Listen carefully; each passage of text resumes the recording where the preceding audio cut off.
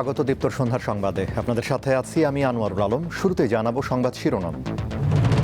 জাতীয় সংসদে ভাষণ দিলেন রাষ্ট্রপতি, প্রতিবাদ জানিয়ে বিরোধী দলের ওয়াকআউট। যাত্রা শুরু হলো ত্রয়োদশ জাতীয় সংসদের স্পিকার ও ডেপুটি স্পিকারের শপথ গ্রহণ। যুদ্ধবন্ধে ভবিষ্যতে হামলা না চালানো সহ ৩ শর্ত ইরানের, জানালেন দেশটির প্রেসিডেন্ট।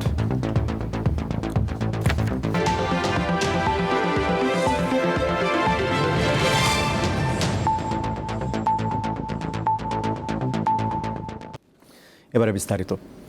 ঘোষণা অনুযায়ী রাষ্ট্রপতির ভাষণ বর্জন করেছে জাতীয় সংসদের বিরোধী দল। বৃহস্পতিবার ত্রয়োদশ জাতীয় সংসদের প্রথম অধিবেশনে রাষ্ট্রপতির ভাষণ শুরু হলে ওয়াকআউট করে তারা। গণঅভ্যুত্থানের মধ্য দিয়ে ফ্যাসিবাদী সরকারের পতন ঘটেছে জানিয়ে রাষ্ট্রপতি আশা প্রকাশ করেন নতুন সরকারের জনকল্যাণমূলক কর্মকাণ্ডে ভবিষ্যতে দেশ আরও এগিয়ে যাবে।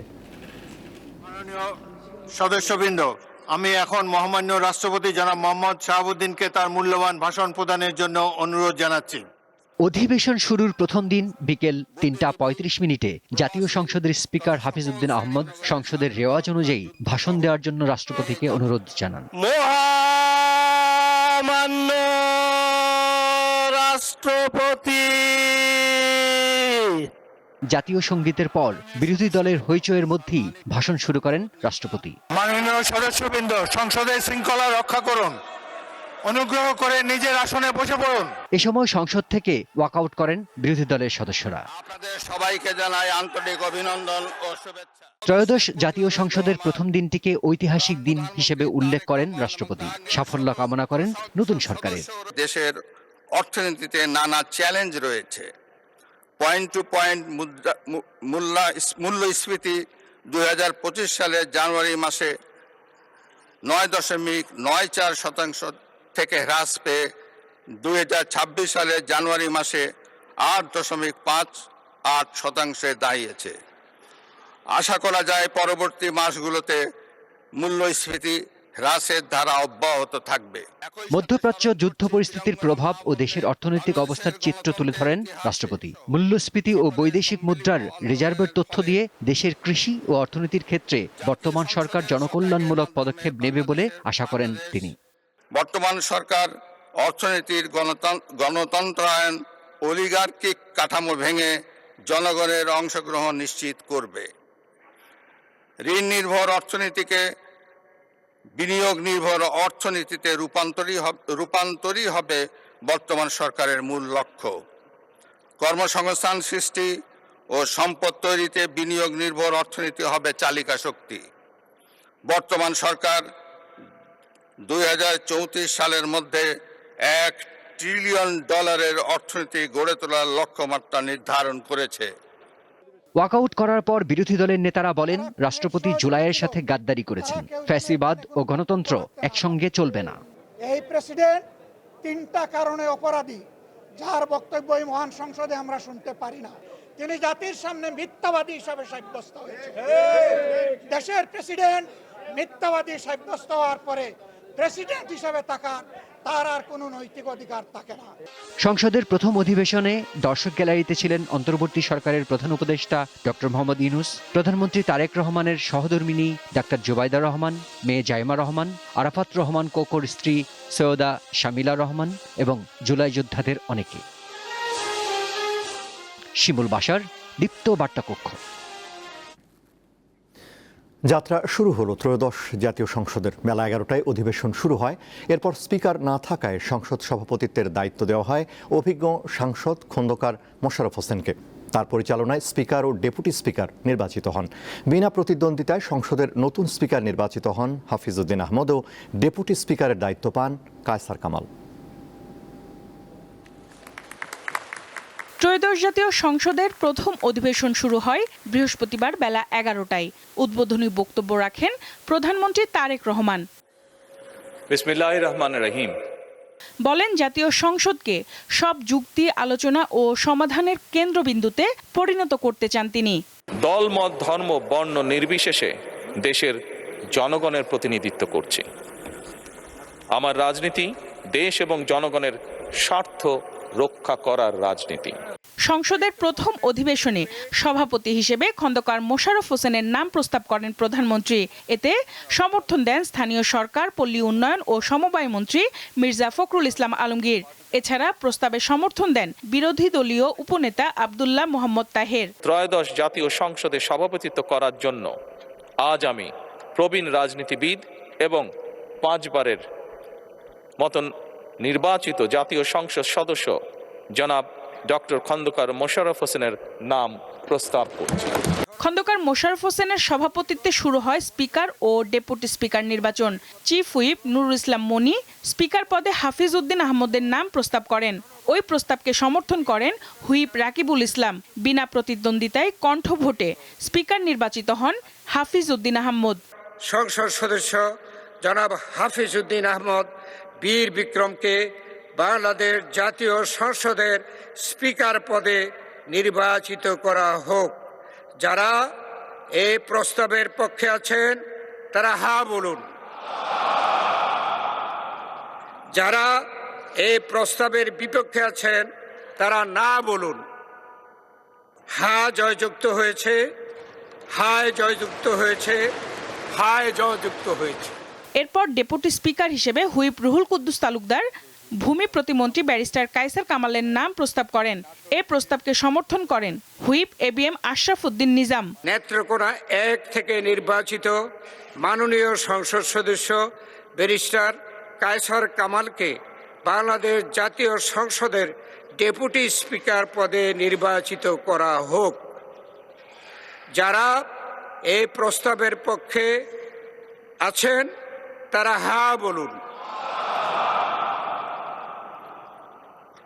যারা এই প্রস্তাবের বিপক্ষে আছেন তারা না বলুন।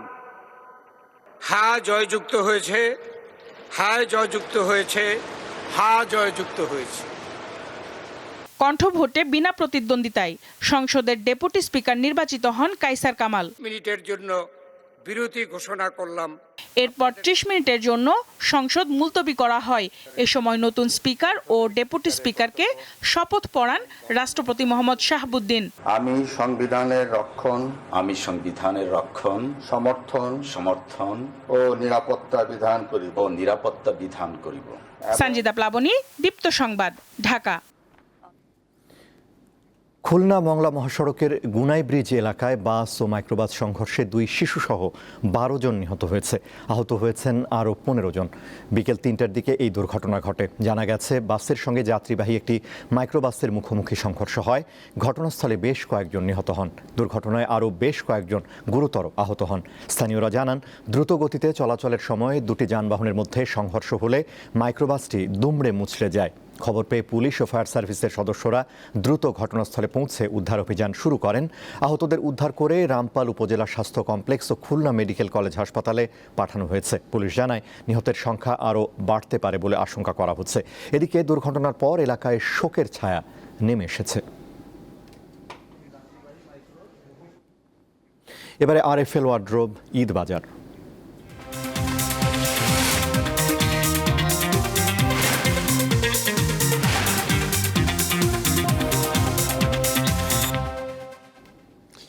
সময়ের পালাবদলে সবকিছুতেই লেগেছে পরিবর্তনের ছোঁয়া। বদলে যাচ্ছে জীবনযাপন, বদলাচ্ছে চিরচেনা ঈদের কেনাকাটার ধরনও। নাগরিক জীবনের ব্যস্ততা এবং প্রযুক্তিগত সুযোগ সুবিধা সহজলভ্য হয়ে ওঠায় অনেকেই এখন অনলাইনে কেনাকাটা করছেন।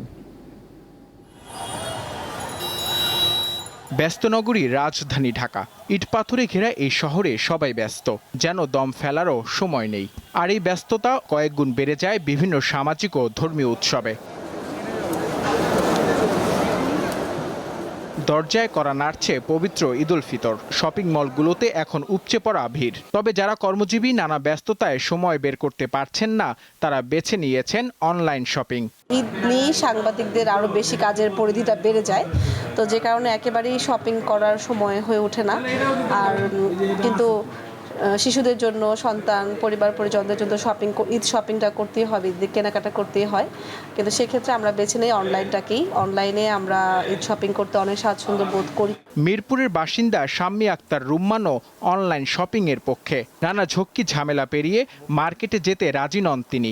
অনলাইনে যে জিনিসটা হয় যে এই গ্যাদারিং বা এই যানজটটা হ্যাজেল এটা নিতে হয় না, তখন হচ্ছে খুব সহজে আমরা ওইখান থেকে এই প্ল্যাটফর্ম থেকে এটা নিয়ে নিতে পারছি। নতুন সরকারের প্রথম ঈদে অনলাইন উদ্যোক্তারা ভালো বেচা বিক্রির প্রত্যাশা করছেন। ঈদের আগ মুহূর্তে কেনাকাটা আরো বাড়বে বলেও জানান তারা। কে কেন্দ্র করে আমাদের দেখা যায় তুলনামূলকভাবে অনেক বেশি অর্ডার হচ্ছে এখন তো আসলে অনলাইনে প্রচুর সাড়া। অনলাইনে কেনাকাটার সময় ও পরিশ্রম বাঁচলেও রয়েছে নানা ঝুঁকিও। প্রতারণা চক্রের ফাঁদে পড়ে অর্থ হারানোর পাশাপাশি আছে নকল পণ্য হাতে পাওয়ার শঙ্কা। তাই এসব বিষয়ে সতর্ক থাকার পরামর্শ দিয়েছেন অনলাইন উদ্যোক্তারা। নূর আলম, দীপ্ত সংবাদ, ঢাকা। চট্টগ্রাম বন্দরের new mooring container terminal NCT পরিচালনায় বিদেশি কোম্পানির সঙ্গে চুক্তির চলমান প্রক্রিয়ার বৈধতা নিয়ে হাইকোর্টের রায় বহাল রেখেছে আপিল বিভাগ। হাইকোর্টের রায়ের বিরুদ্ধে করা আবেদন খারিজ করে বৃহস্পতিবার প্রধান বিচারপতি নেতৃত্বাধীন আপিল বিভাগ এ আদেশ দেন। ফলে চট্টগ্রাম বন্দরের এনসিটি পরিচালনায় বন্দর কর্তৃপক্ষের বিদেশি কোম্পানির সঙ্গে চুক্তিতে কোনো বাধা থাকল না। এর আগে গত 29 জানুয়ারি চুক্তির চলমান প্রক্রিয়ার বৈধতা প্রশ্নে জারি করা রুল খারিজ করে দেন হাইকোর্ট। এ বিষয়ে জারি করা রুল খারিজ করে বিচারপতি জাফর আহমেদের একক হাইকোর্ট বেঞ্চ এ রায় দেন। পরে এই রায়ের বিরুদ্ধে আপিল করা হয়।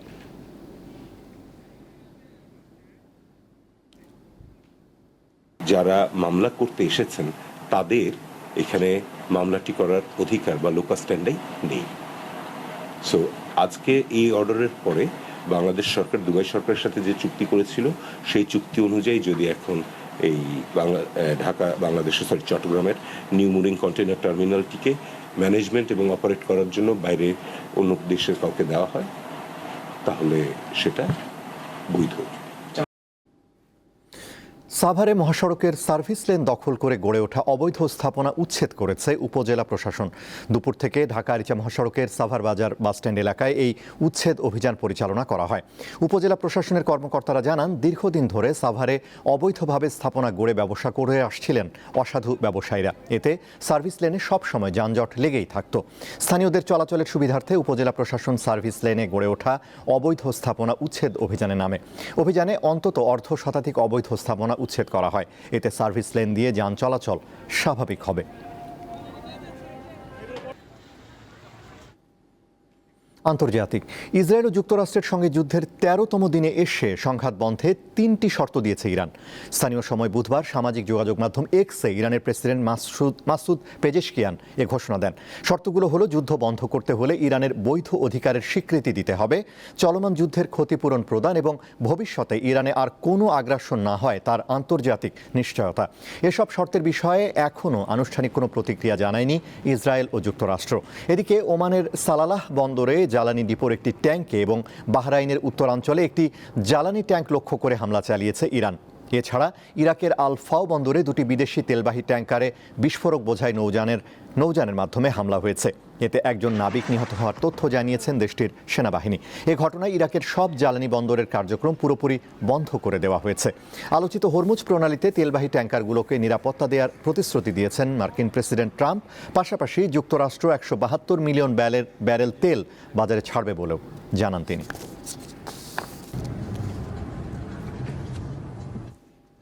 খেলার খবর শুরুর আগেই পিছিয়ে গেল নারী বিপিএল টুর্নামেন্ট। বিসিবির পূর্বের সূচি অনুযায়ী আগামী মাসে মাঠে গড়ানোর কথা ছিল টুর্নামেন্ট, তবে তা না হয়ে আগামী জুলাই অনুষ্ঠিত হবে প্রথম আসর। বুধবার এক বিবৃতিতে টুর্নামেন্ট পিছিয়ে দেওয়ার কথা জানায় বিসিবি। বলা হয়, আগামী 4 থেকে 14 এপ্রিল নারী বিপিএল অনুষ্ঠিত হওয়ার কথা থাকলেও টুর্নামেন্ট অনুষ্ঠিত হবে আগামী 10 থেকে 21 জুলাই। কারণ হিসেবে বোর্ড জানায়, বর্তমান বৈশ্বিক প্রেক্ষাপট বিবেচনা করে এবং সম্ভাব্য ফ্র্যাঞ্চাইজি মালিক ও অংশীজনদের সঙ্গে আলোচনার পর জুলাই মাসে বিপিএল আয়োজনের সিদ্ধান্ত নেওয়া হয়েছে। পাশাপাশি ভেন্যুর সংখ্যা 2টির পরিবর্তে আরও বাড়ানোর ঘোষণা দিয়েছে বোর্ড। ঢাকা ও চট্টগ্রামের সঙ্গে এবার যোগ হচ্ছে বগুড়ার শহীদ চান্দু স্টেডিয়াম। টুর্নামেন্টের উদ্বোধনী ম্যাচও অনুষ্ঠিত হবে বগুড়ায়।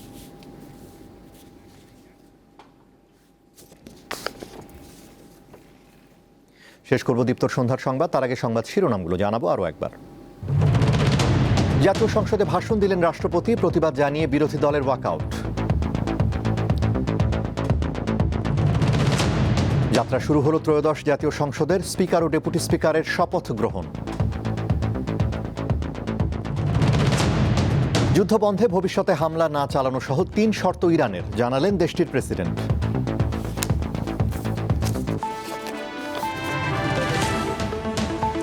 এই ছিল এখনকার মতো। আমাদের পরবর্তী দীপ্ত সংবাদ রাত 11টায় দেখার আমন্ত্রণ। এছাড়া আরও তথ্য বিনোদনের খবর পেতে যুক্ত থাকুন দীপ্তর ডিজিটাল প্ল্যাটফর্মগুলোতে। ধন্যবাদ।